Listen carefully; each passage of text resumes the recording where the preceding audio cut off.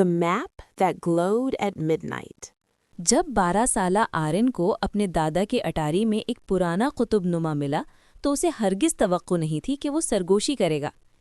عین آدھی رات کو قطب نما کی سوئی نیلی روشنی سے چمکنے لگی۔ اس کے کمرے کی دیوار پر ایک نقشہ روشن لکیر کی صورت میں نمودار ہوا۔ اس میں ایک ایسا جنگل دکھایا گیا تھا جسے اس کے شہر میں کسی نے کبھی نہیں دیکھا تھا۔ اگلی صبح آرن چمکتی ہوئی سمت کا پیچھا کرتے ہوئے دریا کے پار جنگل کی طرف نکل پڑا۔ درخت اونچے ہوتے گئے، فضا میں بجلی سی سنسناہٹ تھی۔ جنگل کی گہرائی میں اسے بیلوں سے ڈھکا ایک پتھریلا خفیہ دروازہ ملا۔ قطب نما اس کے ہاتھ میں گرم ہو رہا تھا۔ جب اس نے قطب نما کو دروازے سے لگایا تو وہ کھل گیا۔ اندر ایک بھولی بسری زیر زمین لائبریری تھی جو قدیم کتابوں اور ہوا میں تیرتی لالکینوں سے بھری ہوئی تھی۔ ایک چاندی جیسا لومڑی سنہری آنکھوں کے ساتھ وہاں پہرا دے رہی تھی۔ تم اگلے محافظ ہو، لومڑی نے کہا۔